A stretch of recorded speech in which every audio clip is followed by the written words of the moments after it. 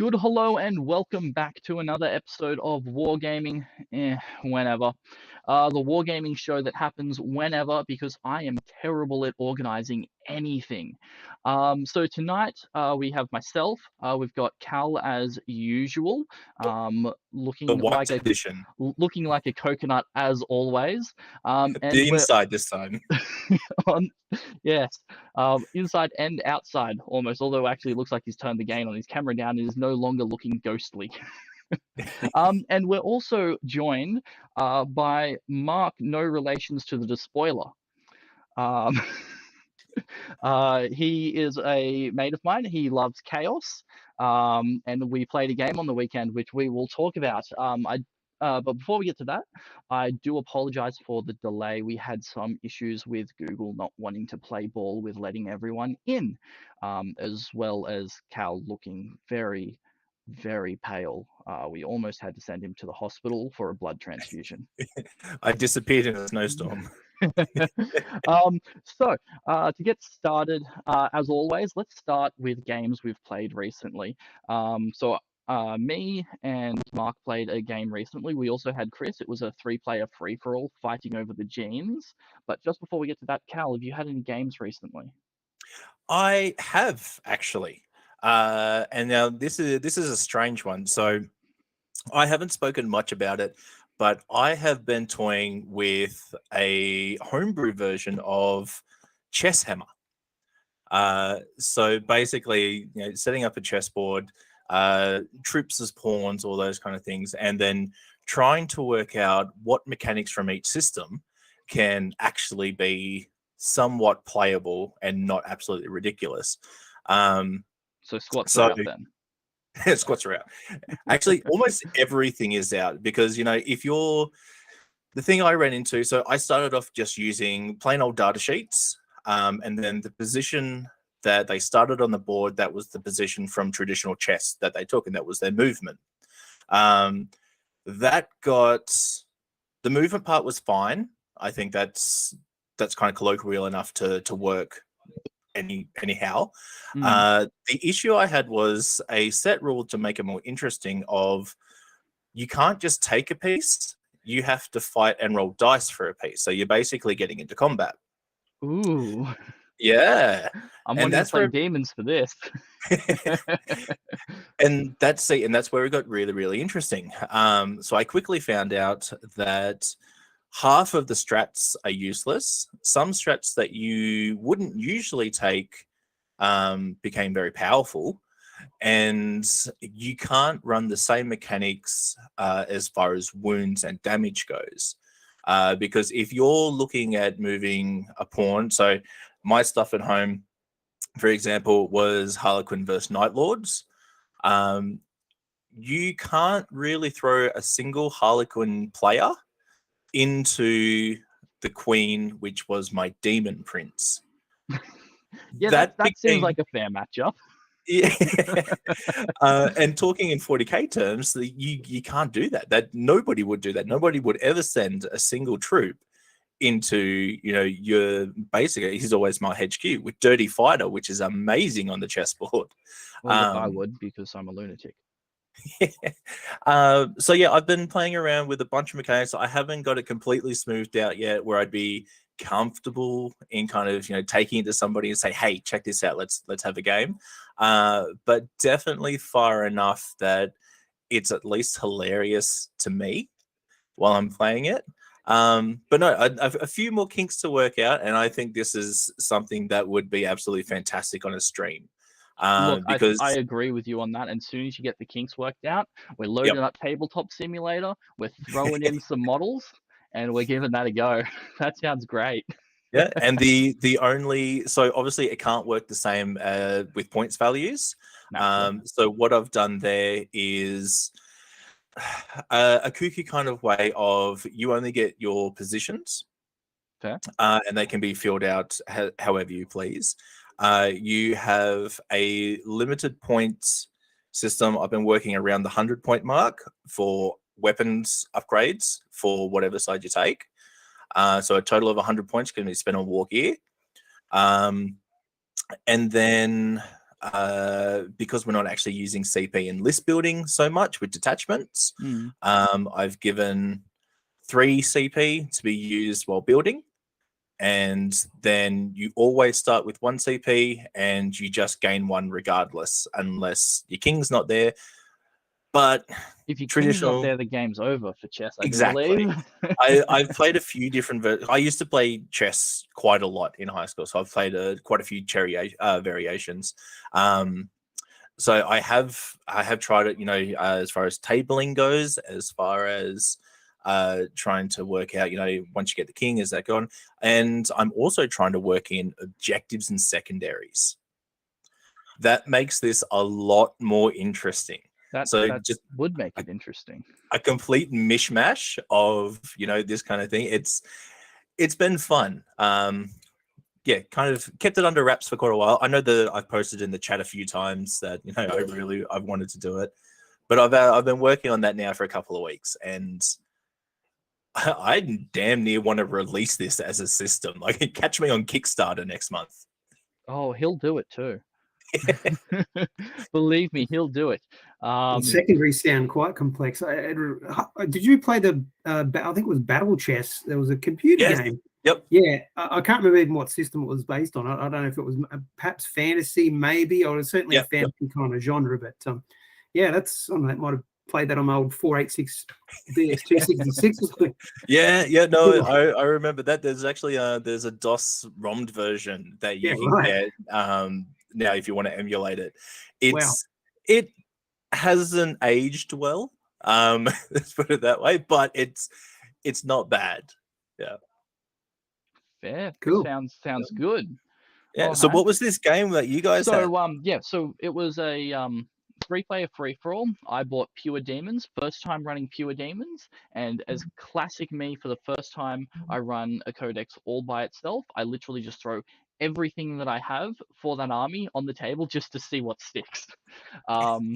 So it was myself running Undivided Demons. Mark had Iron Warriors, and Chris decided to bring along some Death Guard. So that was super stinky. And we were doing the classic, one objective in the middle. Whoever holds it when the game ends wins, and it moves with the unit that picks it up until the unit's destroyed. Nice. Yeah, so that was good fun. I learned some things about how demons work, which was good. Warp Storm points are very powerful. I thoroughly enjoyed, healing every unit in my army. So what was the point? What was the point size? Was it 1,000 points? 1,000 points a bit. Yeah. So 3,000 points in total. If we'd had time to play the last 2 turns, because we had to call it at the end of turn 3 because we ran out of time, unfortunately. And at that point, Chris had the objective, so he won. Officially, Chris won. If we'd played another 2 turns, I think it would have come down to a scrap between me and Mark, though. Ooh. Yeah, it was a pretty cagey game, particularly given that the distance we were both starting to the objective. There was no, quick bum rush. It was a very cagey affair, and then Chris won because second turn, he sent his Terminators and Typhus in, grabbed the objective, and then tried to extricate it. But that was when it was going to get quite interesting and quite bloody. But turn 2 and turn 3 were already quite bloody, but it would have been very interesting to see what was going to be left. I still had most of my units intact. However, I did the typical Iron Warriors slow and methodical advance, so I was probably the furthest away. So it would have been hard pressed to actually catch the objective, although my forces were intact. But that was the first game that I'd played with the new CSM Codex. Pretty interesting, given that the 8th ed Iron Warriors rules were burned into my brain. So it's quite a learning experience to try and unlearn and then adapt to the new strats and abilities, and also see the demons as in action as well, because I do have them, but haven't actually played with them as well. And yeah, they were interesting. I quite like the look of them. Yeah, they do some really cool things now. Look, from my perspective, the best point of the game was easily when my Poxbringer and Plague Bearers spent 2 turns chopping through that bloat drone. They eventually chopped through it, and then Chris rolled for explode on it. He rolled a 6, and he was super happy about that. For about Except 30 seconds until we checked the codex and it says that it does not affect Nurgle units. it is specifically Nurgle. There is no Yes. friendly. There is no enemy. It is just Nurgle. And it was just, the only thing nearby was the plague bearers and the poxbringer. It's like, yes. Which is also an interesting interaction because with the new marks, they gain it Nurgle. doesn't exactly. So you can like a big thing at the moment is obviously it's a tie between Slaanesh and Death Guard for not Death Guard, sorry, Nurgle for competitive meta play. Because that's a big strong thing, especially if you're throwing Nurgle stuff out there and you're handing out -1s to wounds. That's pretty rough. But yeah, when you start to bring in these explosion rules for this one specifically, it's a fantastic gotcha. Interaction. It wasn't even intended as a gotcha. Like when I charged them into it, I wasn't thinking, oh, if it explodes, I won't be affected. It was literally just wait, is that rule friendly units or Nurgle units? So I remember talking about this with Zach when the book came out, and God, we had some chuckles over that before we came onto the chat. It was we were just throwing all those ideas of what could you actually throw in there that would surprise just about anything. And then obviously since the book, Raptors were really good in the book, and they can take a mark, so all of a sudden you're not exploding these little things. We thought interesting. Yeah, there's some good ideas to play it. Obviously this comes down to kind of like a list tailoring, like a little bit, but hilarious enough to do. I'm pretty sure that I was not list tailoring, given that I literally took every Chaos Demon model I have, and it just so happened to be that it was the Voxorcus there. And it was just, look, the bloat drone came towards me. The plague bearers and the poxbringer were right there.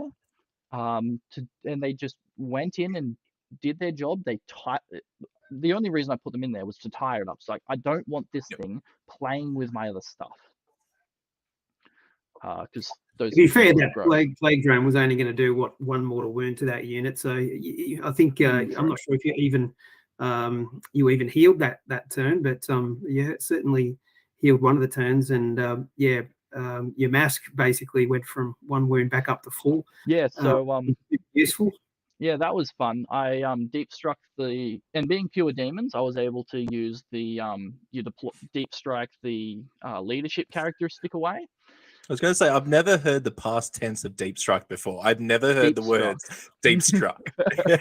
That's the word, deep struck. It's a fantastic word. I'm going to find every opportunity to use it. Trademark. But yeah, so the demonettes and the mask dropped in, got their 8-inch charge off, charged into a Hellbrute. That went actually a lot better than I was expecting, to be honest. Well, Demonettes put out a lot of attacks. It was a lot of attacks, and it was already all damage 1, so the -1 damage from Death Guard didn't come into play. They got it down in 1 turn. They got it down to 3 wounds. They had to take 2 turns to take it out, but so when it did its strike back after they'd stripped some wounds off it, it did 3 wounds to the mask, leaving it on 1. That's a feels bad. In my morale phase, I then popped the undivided warp storm power to heal up D3 wounds on any multi-wound units that had taken wounds, and I got the 3 on it, and just like, oh, it's back to full health. Yay! What damage? It's like, yeah, what damage? It's not there. I misplayed. I seriously misplayed the Flesh Hounds though, because I was, moving them towards the Psychers to be able to, block some psychic powers. Although, given that one of the twists that we played in it is we were using the old 8th Ed open war cards. Yep. Was -2 to all psychic power rolls. Ooh. So I probably didn't need the 3+ strat deny from them. Which means the misplay not being able to re-roll the tests also hurt. Yeah, not being able to re-roll the tests helped. So not many psychic powers went off. And because of that, I couldn't get any unmodified 7s to make my Poxbringer's powers undeniable, which was sad. I think you got enough of that last game. I did. Oh, Mark, I don't know if I told you, but playing against Thousand Suns with demons mixed in with Iron Warriors, first time I bought the Poxbringer. Every power that it cast that game, it cast on an unmodified 7, and it had the relic that gave it an extra power and made an unmodified 7 undeniable. Cool. Against Thousand Suns with Magnus as well. So that was fun. Yeah, that game was super interesting, and I reckon it would have been a close call between us if we'd had time to play another 2 turns. Yeah. Oh, I think actually you did the right thing with your flesh hounds. All they would have done was would have been a hindrance to myself, because you were moving them towards me, and certainly they would have put the kibosh on any of the psychic powers that I did manage to get off, and that really only helped me attack Chris. But with the elimination of your horrors, they were a really good reserve unit. And given that Chris was actually retreating back your way, you would have certainly been able to get in there and get on top of the zombies that I think that he was going to pass off the relic to, and you would have had, all your units over on that side of the table and been able to catch them. As I think that was actually a stronger play to actually bring them back around and try and head Chris off rather than just throw them at myself. Yeah. Well, that was what I was thinking. When I say I misplayed, I mean where I was sending them at first. So I basically wasted 2 turns of movement with them. Yeah, I understand what you meant. Yeah. Which, not great. The second turn, I could not hit them. So. Which is why I put them up behind that piece of obscuring terrain, so you could not hit them. Yeah. But I think it's kind of one of the things, like, we only, like, ninth as we know it, like the gameplay as we know it in Match now, we only actually get 5 turns. Yep. So after, it's one of those things, like, I've never been afraid of kind of withdrawing and kind of moving to a different part of the board. Now, granted, I've always played fairly fast armies in Elves and Harlequin, but yeah, you can afford to do that when you have 16 inches of movement on everything. And almost automatically. But it really comes down, like, when we're only looking at having 5 turns, if you have committed 2 turns of movement or 2 turns of anything to any unit to be doing something very specific, it becomes a fairly hard internal choice of, can I give up on this? Do I give up on this part to basically turn around and, there's three turns left in the game, but do they see 3 more turns? And, if those kind of choices, I think they're becoming really difficult for me to play strategically. I've found that I now am more likely just to commit, whether it's the right choice or not. Because, risking a unit like that, to take it to the other side, that can be a fairly big play. You're essentially taking your own units out of the gameplay. Yeah. It's especially painful with demons, I've found as well, because while they're moving across, there's almost none of them have any shooting. Yeah. They're almost exclusively close combat, which is part of what I actually think that makes the demon saves perfectly balanced. Because you want them in close combat, but they're less protected once they get there. So I think that's well done, GW, on the demon demonic invulnerability rules. It works really well.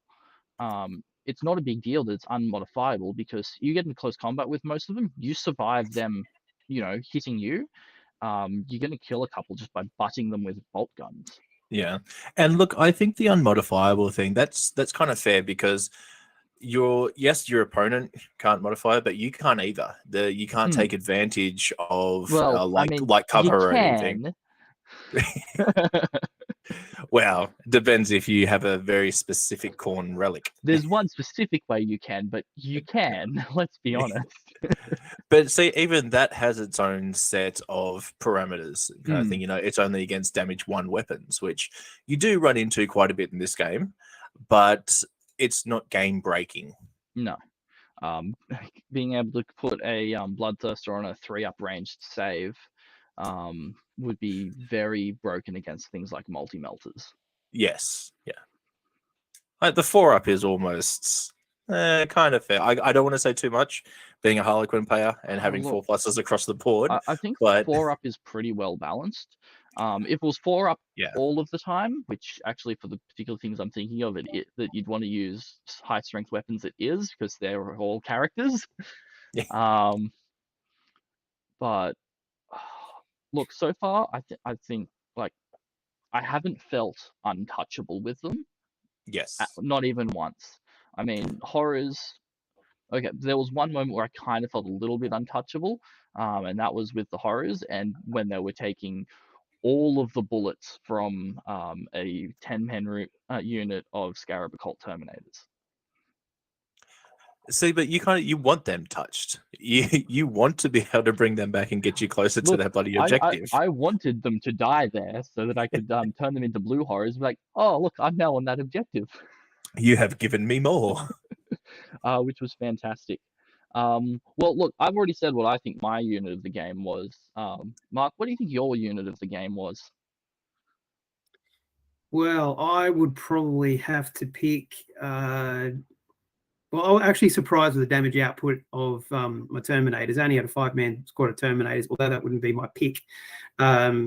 Unfortunately, the strat to res the Poxwalkers, he managed to get roll well and get 7 back anyway or something. So all my hard work was undone. But I honestly think that my Havocs with the chain cannons were pretty good. I think that they were quite a threat, and they did a number on the horrors, and they also took some chunks out of the Poxwalkers, and would have really helped had I got myself into a position in turn 4. But I think that the Fleshhounds were in a position to actually jump on them, but at least I would have done some damage with them. Given I wasn't able to maximize the use of the psychics, I had the Plasma Fiend. I was really looking forward to using the +1 to wound power, but it goes off on a 7, and with the -2, even with a venom crawler nearby, I got that off once, so I didn't really get to see that in action. So it's hard to judge. And with the -1 on the Termies, Death Guard Termies, I wasn't terribly impressed, and I didn't roll as well with that, whereas I had Architect of Destruction, and I do love that one. and I managed to get prescience off on the Havocs as well, so they were the standout. But it didn't really help because I wasn't in a position to actually. I caught Typhus, but he was going to get away. So that was my pick.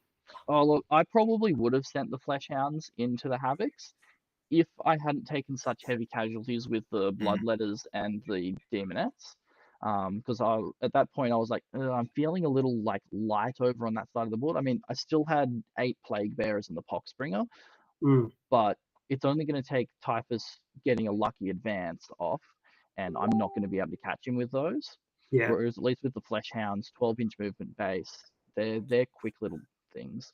Yeah, I mean, I know you could have gotten them into the Havocs, but I don't think you were going to. But if you saw my movement, I was still very wary of the speed of those Fleshhounds. So I had screened them. I think I did leave a little bit of a gap just because I had to spread out to try and catch Typhus. But with the building in the middle, it would have been very difficult to bring all my units in a position to have line of sight on the main action. So I think the battle was literally moving away from me. So that was part of the problem. I kind of felt bad for Chris as well in that one, because it kind of felt like we kind of hammer and anviled him a little bit.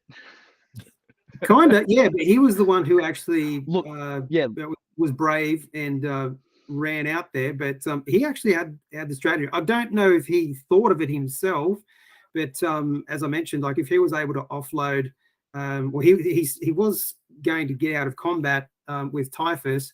I think his intent was to continue running with Typhus, but Typhus was certainly going to die. But if he was able to offload that relic to one of the zombie squads, pay his CP, get some more zombies back. He had the other zombie squad that was in a position to, just act as a roadblock. Those things are obnoxious. He only had to keep that unit alive, and he would have just held it. Oh yeah, they're pretty insane. So, so this was your first time playing Iron Warriors since the new book, you were saying? Yeah, I actually really wanted to play Black Legion, but given Black Legion such a Terminator focused, faction, a lot of their strats and abilities really are to empower the Terminators. Yep. With the characters, I just couldn't really find 1,000-point list for them. Yeah. I wanted to try a couple of new units that I'd painted as well. One being the Plasma Fiend, which is the eBay Rescue, and the Venom Crawler, which I have had a model since it was released and never actually used it because I was actually pretty underwhelmed with them. But I thought really want to see the sort of the synergy with the Psychers, because I also took the Balefire Tome on Squad of just Legionaries. I had nothing else, no upgrades or anything except for Balefire Tome, which was really lackluster because that -2. But with the +1 from the Venom Crawler, normally that would be pretty reliable, even if you were to run something like the Cancel Invuln. I'm just can't remember call it now. Death Hex. Death Hex. Thank you. That is nasty. With a Venom Crawler run around, you're down to a 7, which is 50% chance rather than an 8. So and I'm guessing that you got the Venom Crawler from the Start Collecting box. I actually got it from the original big box set that came out. Oh, yeah. Way back when. Way back when. Yep. Yeah. So you got the Obliterators as well? Yeah. Oh, they are. I've had a lot of fun with Obliterators this edition. Oh, look, they're fine. The problem I find is that they're just so expensive. And they're not as tanky as you'd think. No. Whereas a Forge Fiend is quite tanky. It's got the range. Never had any I've never ever had luck with a Forge Fiend. See, I've had more luck with Hell Drakes than I have with Forge Fiends. That's saying something. No, my Forge Fiend usually sits at the back of the battlefield. I found I have to surround it with cultists now, otherwise Flamer rubrics drop in and do horrible, unthinkable things to it. But throw it at the back there on your back home objective with some cultists around it. You throw Demon Forged on it every turn, hitting on 2s. As long as you're firing it into the units of 6 or more, getting your 9 shots off, hitting on 2s, it's fantastic. Yeah. I think the lack of tankiness for their blitz is why we won't see the power, the malefic power, changed at all, so that you won't be able to sort of res the blitz, because they do go down, and it's not overpowered at all in order to being able to res one. I do look at sort of the battle suit. I'm just trying to think the Tau battle suit. Well, it's got 8 wounds. Crisis? Sorry? Crisis? No, the big one. Is it Hammerhead? No, that's the tank. That's the tank. The name escapes me. Once someone says it, I will remember it. But, can anybody tell that none of us play fish? Yeah, that's the problem. No, none of our. Well, I have an old colleague who moved down to Canberra, and he used to play them, but broadsides. Them. And yeah, I mean they're up to like 8 wounds now, and they actually have a fairly tanky sort of build. I think they're 2 up armor. Okay, Blitz have 2 up armor, but Yeah, I don't see the malefic power being able to res them as overpowered, given that you can. No. I've seen, a blitz in battle reports, a full unit of 3 taken down to 1 with wounds lost without too much difficulty if you've got a decent firepower unit. Yeah. Or even a combination of. So To be honest, my most of the time first... I'd rather be using Pact of Flesh on a squad of Legionnaires. Pact of Flesh, that's it. Yeah. I actually quite like it on Terminators or Chosen, actually. It's good there It too. does, yeah. No, so what did you think after your first game with Iron Warriors? Do you think they've changed much as a faction?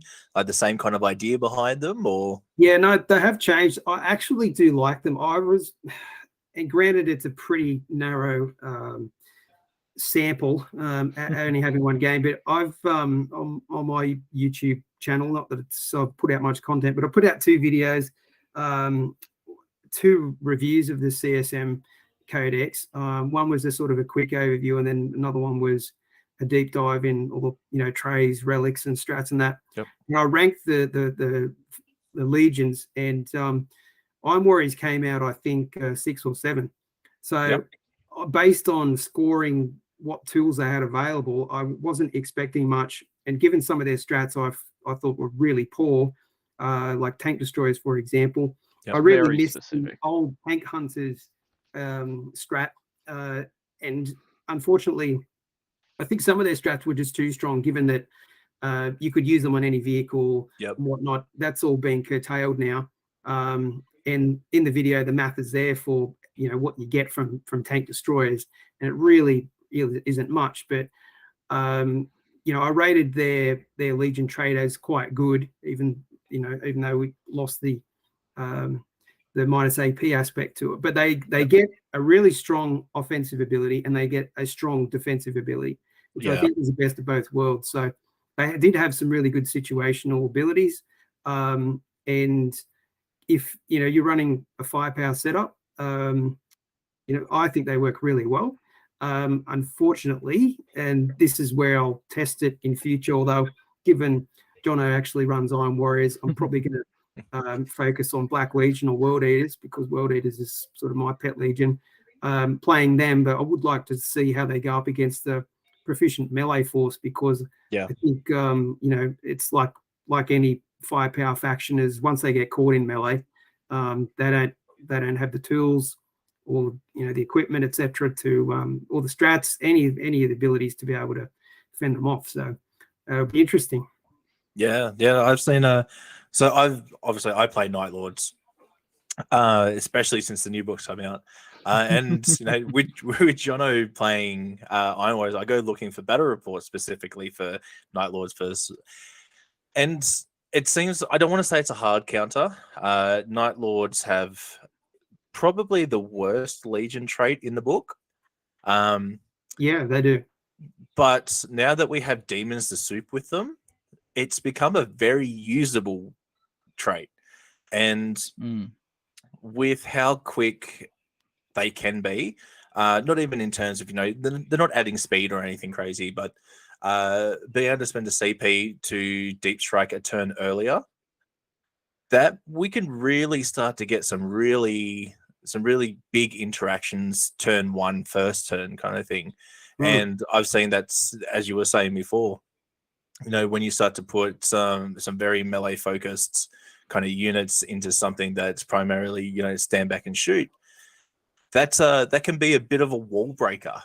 So the biggest thing we're seeing at the moment is sending Terminators in, so getting their T1 deep strike, killing them off with the Master of Possession, and then bringing it back, but putting your return model at the front of the pile, so you've got a 5-inch charge T1. Gross. Yeah. And if you're like me, so I deep strike them along with a Dreadclaw. Now, in my Dreadclaw is the Master of Possession and 3 Obliterators. So I'm just putting out massive amounts of shots. I'm getting that first charge off with something gross like 10 Terminators with accursed weapons, and breaking straight into it. Even if I can start to lock things up, because not a lot of things are kind of taking out Chaos Terminators at the moment. They're really tanky, vicious units. There's a lot of buffs you can stack on them. Yeah, and quickly. Yes. And yeah, no, I think on reflection, because honestly, I was going to ask you about what you thought of Night Lords, because they did rank pretty lowly as far as like what I considered their tools were. But it's interesting because Black Legion also didn't come out very strongly, but on a ranking basis. But Black Legion actually do pretty well when you actually run them on the table. You know, given that they've got some decent abilities, the Legion trait is pretty good. And I saw, you know, despite the ranking of Night Lords, and though any Legion can use the Master of Possession, you know, sacrifice and charge, but with the Night Lords, and I know that, and I was going to ask you about what you felt about the loss of those strats from 8th Ed that allowed you, you know, bonuses to charge. So I think there was a 3d6 charge or something. Yeah, yep. But they have some really good other abilities now that are actually super strong. And with what you just mentioned, Night Lords have the, you know, unable to fall back ability, right? So you can actually get in, lock them up. They can't fall back. This is first turn. You've got board control from the beginning of the game. You're denying your enemy from even getting to objectives, you know, on potentially a whole flank. So I think that, you know, there's actually some really strong combinations, and despite what we might think when we read the book about how strong certain things are on face value, when it comes to actually running them on the tabletop, we can actually eke out some really strong combos and strategies with some of the weaker factions that we think are weak, but they're not necessarily. Well, see, it's a good point, because like we start to look at things in the book, and we kind of come up with combos in our head, and we do this a lot in our little chat, where somebody will come up with something, and you know, instantly there's 3 other people saying, "Well, I've got this unit doing this. You're not going to be doing anything." But once we kind of really start to take the real world happenings, you know, where it isn't going to be, you know, you're not rolling dice in a vortex. You know, it's a lot of things that become, you know, oh, this was fairly average to decent, are doing really, really well against things that you would look on paper and say, this is going to be the winner. There's like hands down. Like just as you said, like Night Lords, we've seen them do fairly well in the meta. Now, granted, there's not a lot of players that are taking them competitively. I think this weekend there was like 3. But their win rate was quite high. Again, not a great data pool to kind of pull stats you from. got to take that with a bit of a grain of salt. So that is a very small sample size. And very small. That's the thing I find really interesting. There we go, an excellent segue into the news that I just ruined. Let's talk about some tournament results. So as you mentioned, 3 Night Lords players over the weekend doing pretty well. And when it comes to this sort of data, though, especially with factions that are more obscure, like specific legions, specific Space Marine chapters, that sort of thing, I find that you can't really draw any reasonable conclusions as to the power of that thing itself. You can say with confidence that they at least have the tools to be able to do very well. But I find that when they're not being played much, but they're getting a high win rate, it's because the players that are playing them know those armies really, really well, and they have a very intricate understanding of how to play that army. And as a result, yes, it's a part that particular player is really good at the game, but also that faction enables them to show off what they can do. Yes, because like if we're going to kind of like ignore stats altogether, we'll ignore that part of a statistic pool. I don't think you should ignore it. I just think you need to. Oh no, but no, this isn't agreeing. You need to engage in the nuance of that data, because otherwise we're looking that Eldari have a 67% win rate this weekend. Woof. There was 1 player. So that's it's one of those things that we have to take in to consideration when we're looking at this, and it's meta. that's also got to be another thing. These the Meta Monday articles, they're fantastic, but these are only taken from big the big ones. So obviously, and fair enough, there's no real way to get consistent data from not so much friendly, but even local game stores and stuff like that. But we still have to take it as what it is. That's why Even Games Workshop works on a quarterly for their data slate. We have to wait 3 to 4 months of data collection to see what's actually happening. Make a proper informed decision. Yeah. Which is actually so like I mentioned last week, I would get around to watching your interview with Dean, and I did. And I forget who it was that threw the idea out, whether it was you or him, but the idea of if Games Workshop could kind of get around this issue of only having top tier metadata for analysis for balancing purposes, if they just fix their damn list building app and just had it, in order to use it, you have to be signed in with your Warhammer account. That way they can see, because if you have a list that doesn't do very well on your phone, at least I know this is how I do it. I usually get rid of it from Battlescribe if I haven't been using it, because I can't be bothered sorting through all of that. I mean, there are the exceptions. Cal, who has 10,000 lists on his phone. But I come up with the stupidest idea possible and I run with it, and then make variations. If James were to do a proper list building app like Battlescribe, made it you had to be signed in to use it, so that they can then just have a robot in the background collecting data and going, okay, so this percentage of lists for this faction have this unit. Oh, look, for some reason, no one's taking Predator Destructors. Maybe we should either drop their points or give them something to bump them up. Yeah. See, this is a good point, and I actually thought about this a little bit after that interview with Dean. They could probably even go a step further with it. So yes, they could, make a usable list building app, but they could also then make a part of it where you can take that list and then you can turn it into your live scorekeeping card.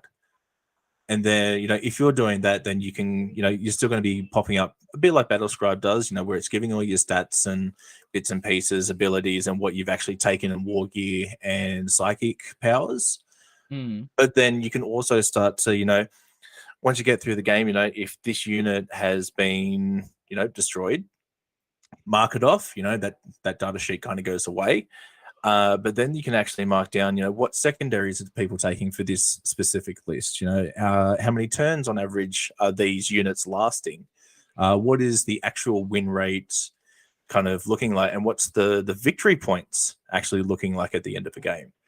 Because, it's very easy to say, win, lose, but especially in ninth, we've started to see a lot of, a close game can be anywhere between 15 to, 20 points sometimes.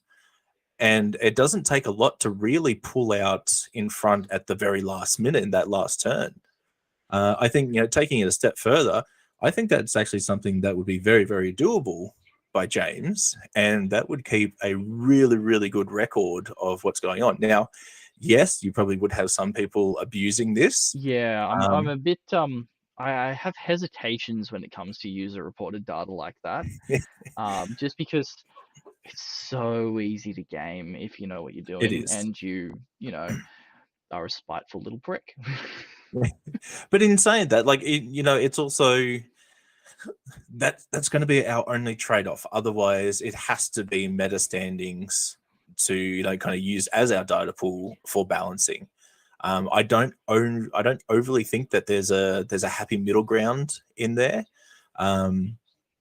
It's kind of it's an all or nothing kind of deal. But I also think a system like that could be sent to TOs as they're playing the games and that kind of thing. That'd be fantastic. It'd also make it a lot easier for things like Goonhammer when they do their live reports at their tournaments. At the moment, we see Nick of Time going around with a clipboard to every single table and who's done what. But no, I think I think it really is something that Games Workshop should, if they're not already, look into a lot deeper. There is a lot of potential in there to be able to source a lot more information from players, but like all players, not specifically, your top tier competitive guys. I think with that, they've got to be so careful with how they go about Yes. collecting the data, because it's so easy to introduce sampling errors, Yep. which are going to cause absolute chaos, and not And the look, good kind of chaos. And look, honestly, there's so many 40k players. Like we see in the meta standings, just how many players turn up to tournaments. If we start then looking at friendly games and local games and all those kind of things, they are going to be absolutely inundated with data. That's going to be a huge thing. But like I said, yeah, look, there's a lot of potential there. I think they just have to, the multi-million-dollar company is going to have to go out and find somebody that knows what they're doing with data collection. Oh yeah.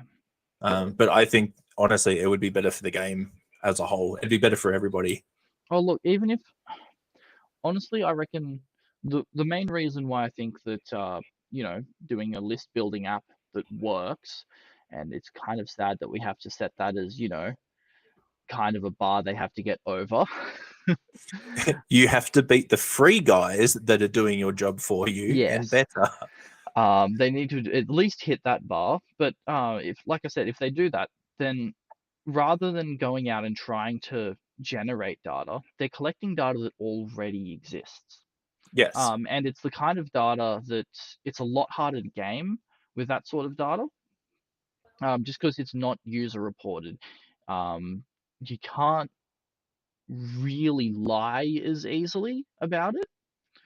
And it could be a good thing to cross-reference against user-reported data for data validation. Yes. And yeah, I think it would make it a lot better. Well, Something else I noticed from the tournament data Mhm. for this weekend just gone that I found interesting. There is also an error in there. And I know this one to be fact. So there is, where were we? So at the US Kansas City Open. Oh, the big one. Yep, the big one. So here they've got listed that now it's not a big deal because Chaos Demons and Thousand Suns place 2 and 3. Thousand Suns actually officially came in second place because that's Manny from Glasshammer.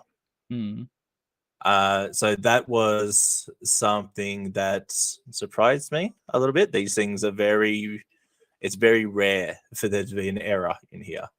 But it did make me question a few more things and go through looking for some more lists. I have seen a few discrepancies.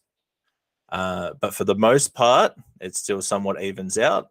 And since we're only looking at one weekend's worth of win percentages, I don't think it's too big of a deal because this is also the first massive tournament season weekend we've had since the Q4 data slate. But something to keep in mind. So it'd be worth checking it out when it comes out next Monday to see if any of that has been errated or if there is a trend of JCM S85 missing something. You're slipping in your old age, James. Look, the bit that I found really interesting about the data from the weekend was Necrons. Yeah. Not quite as up there as they have been in recent months. And I wonder what changed. Oh, I wonder. It's almost like the Silent King lost core or something. It's almost as if they didn't intend these two giant fucking rock structures to be able to be brought back. Well, look, yes. I don't have anything more to add to that. Just yes. But no, we have seen a decent little drop there. So then the big one for me was AdMech going up to a 49% win rate. And there's actually a data pool to be collected here. We haven't seen them for a very long time because they were at 38% as far as the official meta watch went. So that's an 11% jump. That's quite nice. To be fair, they had all of their entries revoked from previous data slates. So they are as close to running raw as possible. Hmm. They are actually running more raw than squats, who haven't made it to the tournament scene yet. Yeah, but no one likes squats, let's be honest. I think when nobody's going to like squats next weekend. No, especially given all of their stuff is coming out. Everybody with a beard is busting out their airbrushes on Saturday to turn up on Sunday. Oh yeah, it's gonna be gross. So look, Monday's data is just going to be first place squats, second place squats, third place squats, fourth I don't place even, squats in every tournament. I don't actually think that we're going to see a change in percentage of wins because everybody is going to be taking squats for every meta event there is.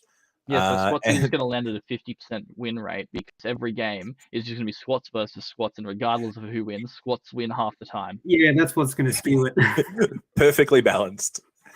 See, look, I forget who it was, but I heard someone say that the one tournament I've ever been to, so that you can't have a go at me for never going to a tournament and disliking them. I've been to one. It was, look, I prefer friendly games. It's less stressful, and less, everything has to be exact and It's a poor um, data pool. it's a sample size of one, and it's plenty enough to convince me that I don't really enjoy that type of play. But yeah, look, meta players. I've completely lost my train of thought. I was thinking about tournaments, and I just lost Thinking my about train. squats, you're winding yourself up to get on a soapbox about squats again. Oh yeah, squats bad.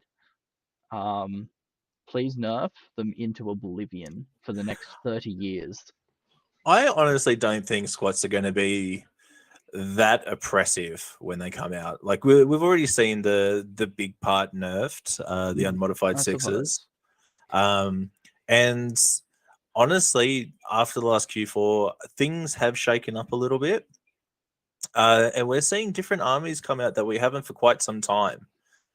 We saw a Blood Angel army go 8-0. I was going to ask what you thought about that Kansas Open and Blood Angel taking that. Yeah. Convincingly, it looked like it. I think that goes back to what Jono was saying before. Like, there's people out there that just have the tools because, they're veteran, experienced players, ridiculously high level players that they know the book inside out. And honestly, nothing's changed here. The thing that would have interested me a little more is if the Q4 data slate didn't come out when it did, because obviously for US Open, their lists had to be in a month previously. Yep. So this guy was taking Blood Angels regardless, and this exact list. Now, they didn't actually get anything crazy in the Q4 data slate. They got an update to a secondary, and that was really about it. Would this guy have still taken it if Tyranids and Harlequin didn't get nerfed as harshly? Look, I think this guy, he's a devout Blood Angel player. I don't know him, and I really would have liked to have seen what his matchups were, because I have seen some strong results from some other factions. And then I actually managed to, message sort of people over sort of YouTube vids and say, hey, what happened here, whatever. And then, I found one guy he placed really highly in a UK tournament. And then he said, I said, well, who'd you play? I said, did you play, Necrons, Tyranids, or Harlequins? None of them. No Tau. So it was like, well, who did you actually play, kind of to get, I think second or third. So I don't want to dismiss this guy at all who won, because Space Marines aren't in the strongest spot. Yep. Yeah, Blood Angels also. But yeah, he's managed to pull a winner to GT, so he's doing something right. And I think that looking at his list, I was like, yeah, I can see potential in that list. And if he knows that list like his hands to say, he's constructed it.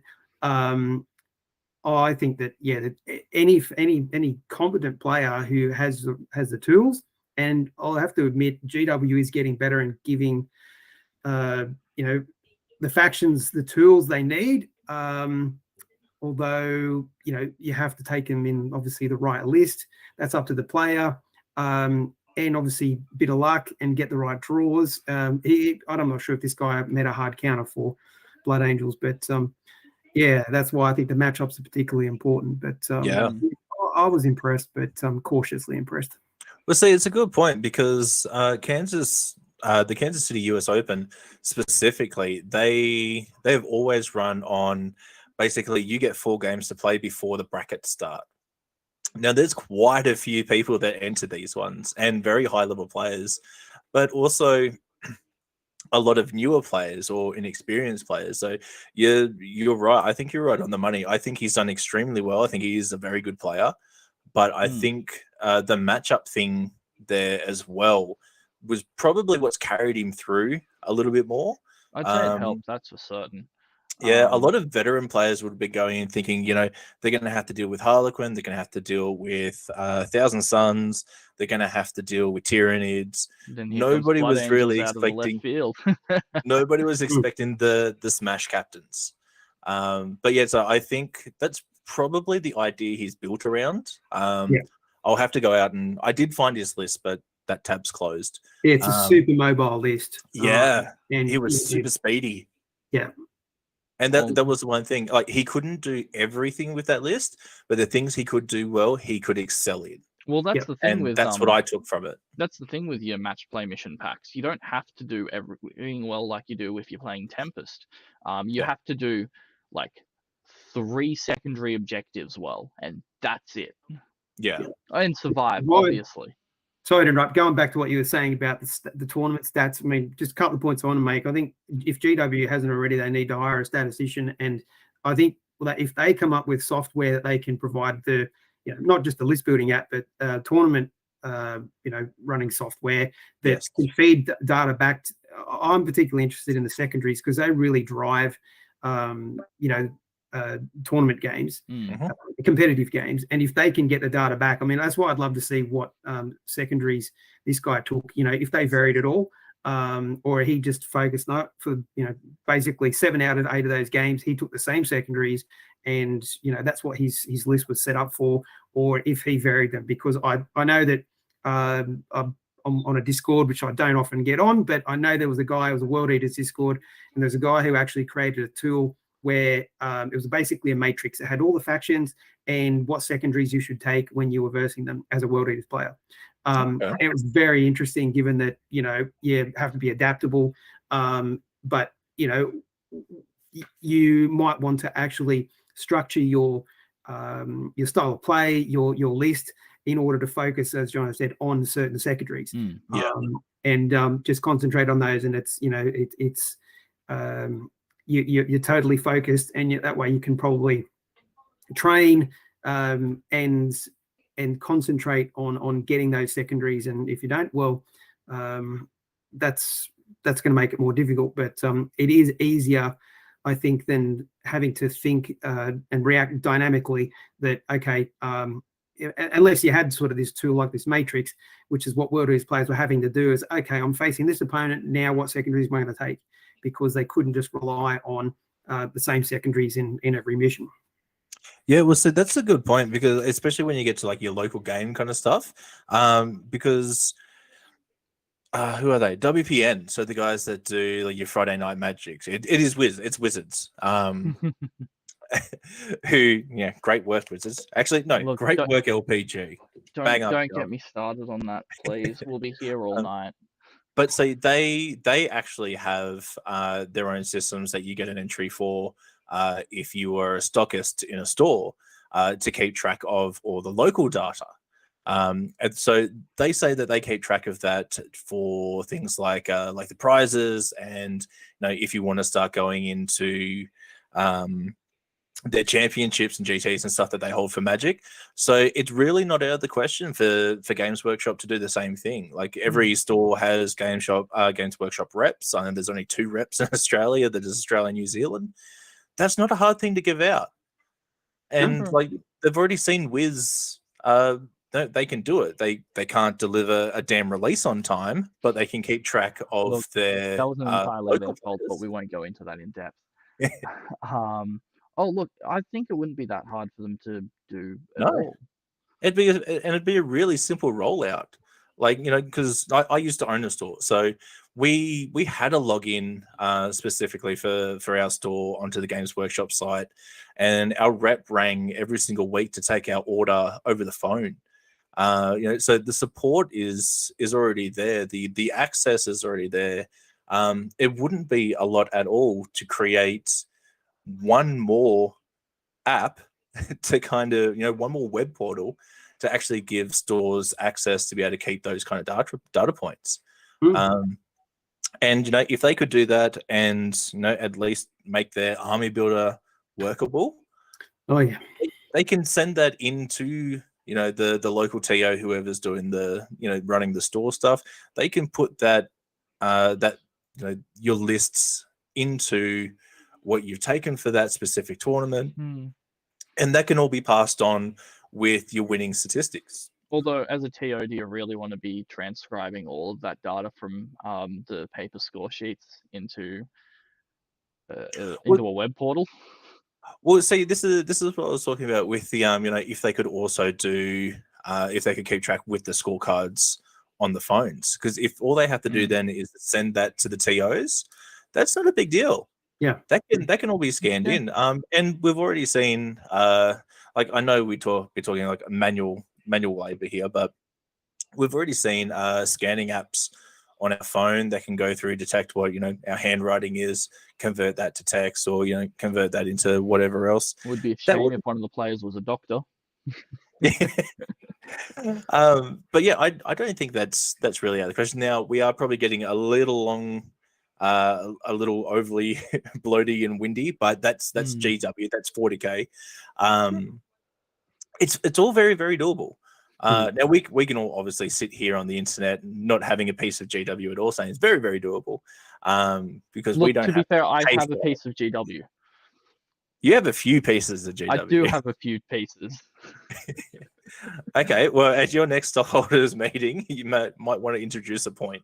Oh yeah, I have all of the voting power of like 0.0000001% of the company. I think all we have to do is, you know, get Henry Cavill on board and for him to go in and suggest it. Look, I think you need to go and send him a few more emails.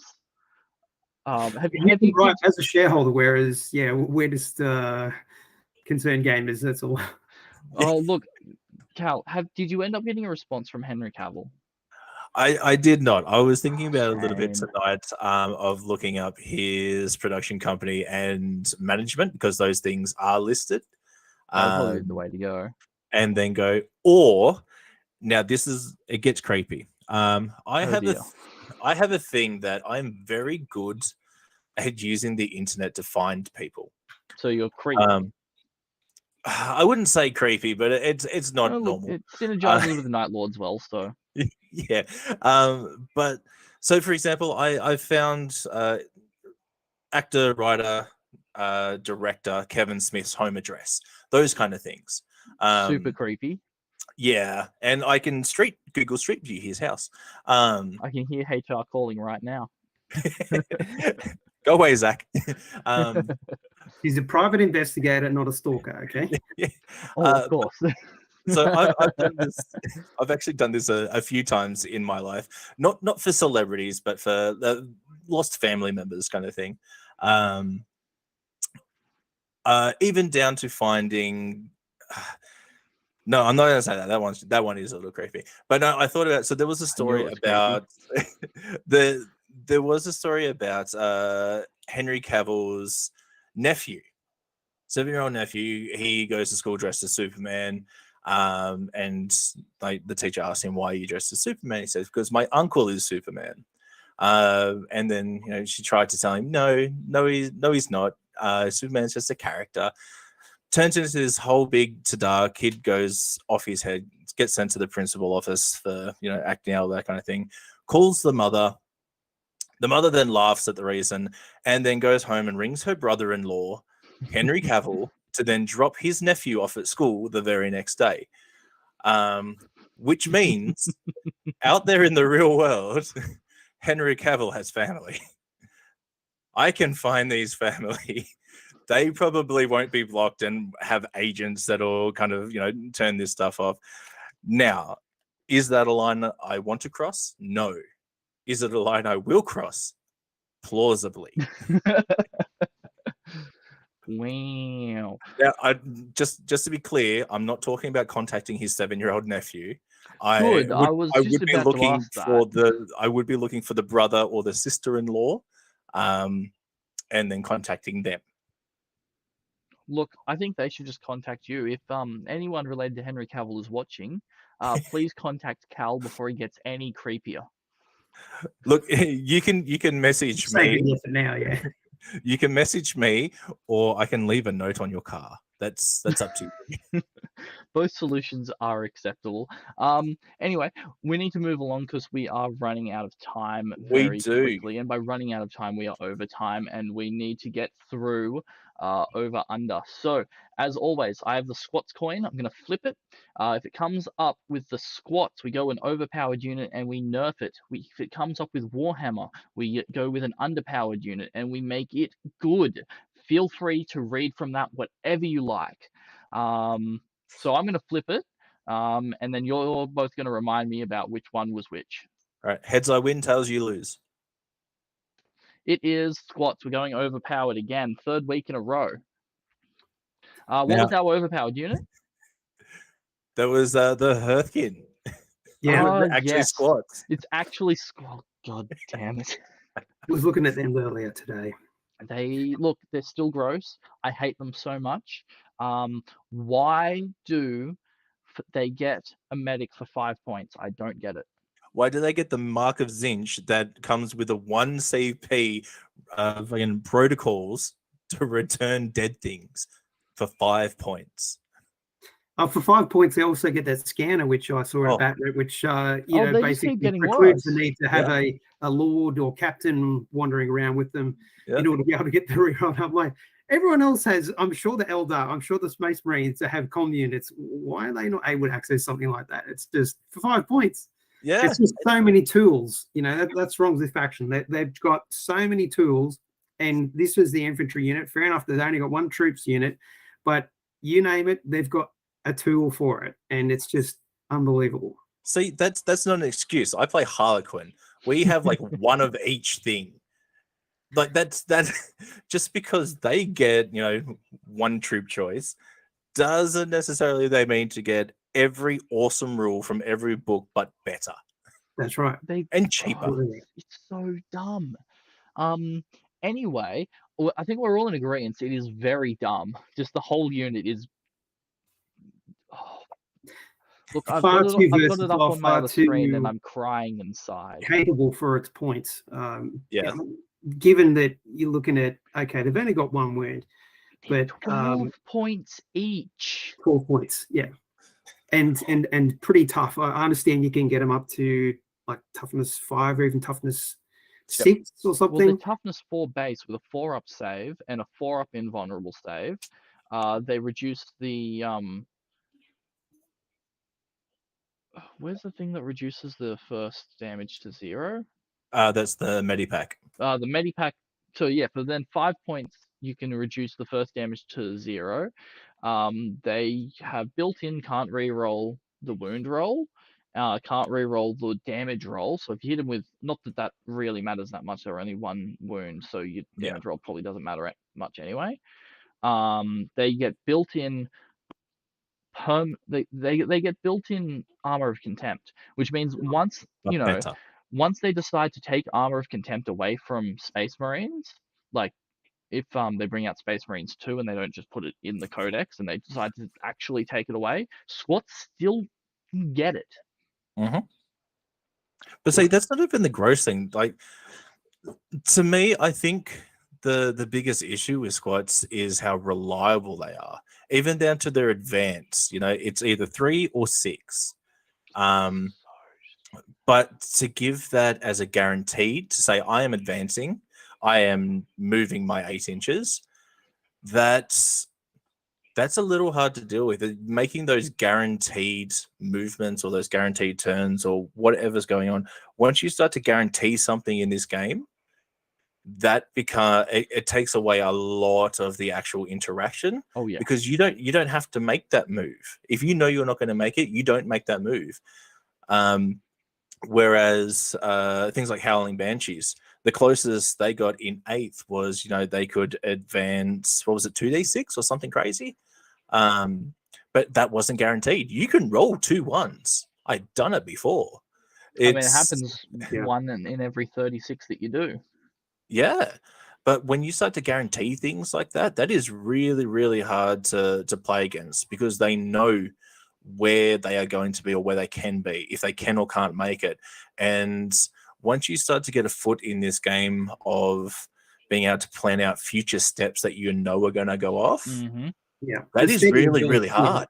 I that was one thing I saw today, and I have to correct myself. It was the comms array that gives the reroll, whereas the scanner actually allows you to ignore light cover for 5 points. So there's basically Iron Warriors. 5 points, and they're now all Iron Warriors. Okay, the Iron Warriors one can also shoot through dense cover, but the movement, you're not suffering any penalties to advances and charges. Berserkers are also going to have that. The squat berserkers. So it's just you can't slow them down. They're tough. As we said, all the tools just for a basic troop choice at 12 points. I mean, you don't really need another troop choice when you've got a troop like this. Is this versatile, this capable, and this cheap. And let's be honest, the bikes, the Pioneers, are also OBSEC. That is gross. Yeah, we can 100% see lists come out in tournament where they don't even have to take troops choices. No, that's right. And that's the whole thing. Like, people are saying, oh, but they're slow. With the bikes being OBSEC, what more do you need?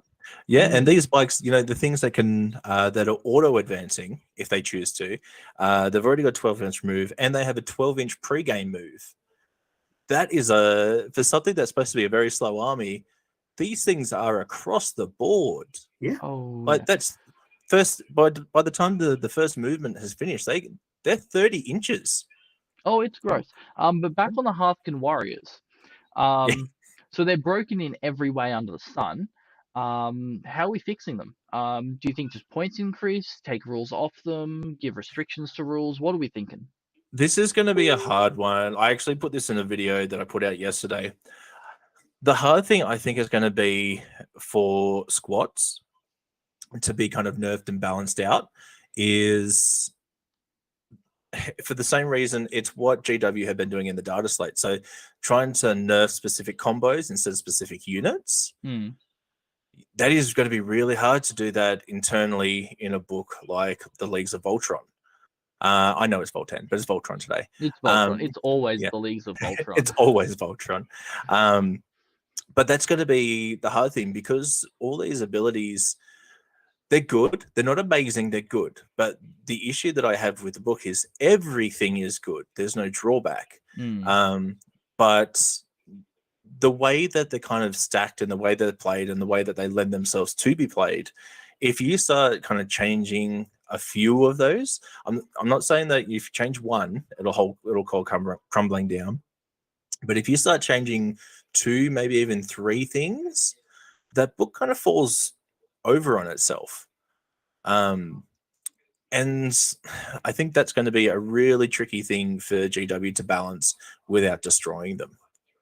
I think it's, and I'm gonna get so crucified for this, I can tell already. But I think it's kind of in the position the Necron's book is in, to a degree, in that the data sheets on their own in isolation, they're aggressively fine. It's when you start stacking the combos together that it starts breaking. So it's good that GW is trying to fix them by fixing the combos. The big problem with squats is going to be there's just so many of them. Yeah, they're not, for an elite army, an elite performing army, they're not overly expensive. Like, I know the Land Fortress got already got the shift. The Hearthkin Warriors are 12 points a pop. Yeah. Like, I actually tried a game against Reese, where when the leak for the book came out, And for my 2,000 points, I had more models on the table than his Tyranid army. Which is, and that wasn't trying. I wasn't trying to kind of load everything up with main rails. I took 3 land fortresses. You Like, sick bastard. but what I'm saying is, like, I took 3 land fortresses.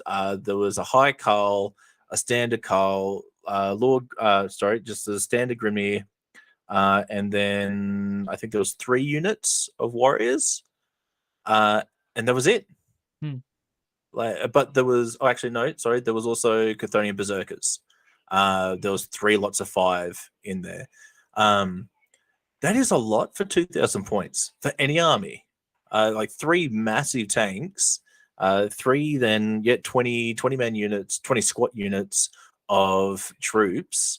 Then we're talking 6 bikes and 3 HQs and 15 elites. That's a lot of models for something that's supposed to be an elite army. Oh yeah, and with them so much toughness 4. Yeah. Look, I suppose given that they, have a 4-up armor save and a 4-up invulnerable save, bolters is probably your best option. Look, I know they've nerfed the grudge tokens, right? Mechanic. But I still think that as a way to correct the Hearthkin and squats overall, I still think that they if you reduce the ways in which they can earn those, because they earn them if you do an action, they earn if you do psyche action, if you kill something. I think they earn them if you show up to the game. Yeah, you're penalized for playing the game. Yeah. If purely it's just when they lose unit, I think they could probably be a bit more powerful, but they're already strong, and there's just so many of them available. And I understand one of the leagues basically doubles the number of grudge tokens or something. So the Great Arthurian, it's just a bit much. Whereas I think that that is sort of one aspect that I would use to sort of hinder the Hearthkin warriors. But just looking at their abilities, like the med pack, that's 5 points, whereas if you look at the Mark of Zinch, that's 15 for the same thing. So if you would appropriately cost that, and with the other abilities, okay, being able to ignore light cover, they can have that. I just think that the comms array, I mean, as I said, there's so many other factions that could have that but don't. If that's introduced throughout next edition, well, yeah, great. But I think that there's nothing wrong with them having abilities as long as they're appropriately costed. And which I've seen with making some lists for CSM, when you start tacking the marks on a fairly infantry heavy army, you can be spending like 10% of your points just on 2,000 point list just on marks, which starts to become a bit of an impost. So look, plus the weapons options, I think some of the weapons are actually quite strong. They don't need to be as strong, given that all their weapons are just patently better than anything the Imperium has. I think that will be corrected in the Space Marines next book. But I mean, on the flip side, my unit to him buff would have been like TAC Marines or something. We know just comparing the two core, troop choices, it's just night and day. Oh, look, just give TAC Marines all of the Leagues of Votann rules and problem solved. See, here's a question. So we all know that the ornate abilities from squats are pretty good. The stuff that they can buy is pretty cheap. Do you think that they are as strong or as scary as they're kind of made out to be if they didn't have the judgment token mechanic? That is, I think that's a huge. No, you take the thing. judgment token mechanic away and they crumble. Do they though?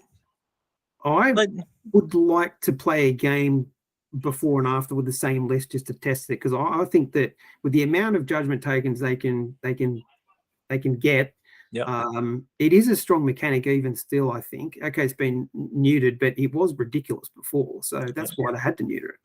But see, it's the same kind of thing. Like it's why we see Flamers do so well. The Flamers of Zinch, because they're putting out a lot of shots for a decently strength Flamer. So auto hits, you're taking away one of those dice walls between you declaring and your opponent dying.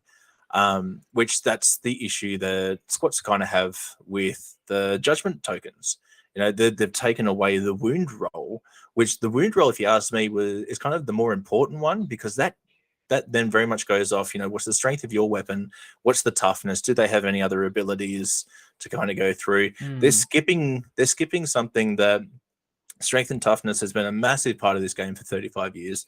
And you're also now skipping things like transhuman, which has become a big part of the game for multiple factions. You know, it might be called something else, but it's transhuman. Taking away that wall, I think I would have rather the auto hits thing instead of the auto wounds. But I think taking the whole mechanic away, it would actually just put them into a fairly balanced spot, to be honest. Yeah, I like the concept of grudge and, you know, being dwarves. I love it. Yeah, they're bitter, grudgy little critters. But yeah, with that wound mechanic, I do agree. I think that's probably the wrong way to have gone with it. I think that they could have got bonuses, you know, from a grudge mechanic when they've attacked a unit. That potentially, I think in close combat, because I think that's what they used to get in second ed or something, squats. Yeah. And even greater benefit against orcs. Can't remember, it's a while ago now, but yeah, I do think that the wound mechanic is a tad strong. Particularly, I think it was you, John, who was telling me how in a battle that you saw against the orcs, the first one, the land fortress, it missed and still slaughtered. One shot with a land fortress. He rolls a 1 to hit, and then proceeds to kill 13 orc boys. It's like, sorry, what?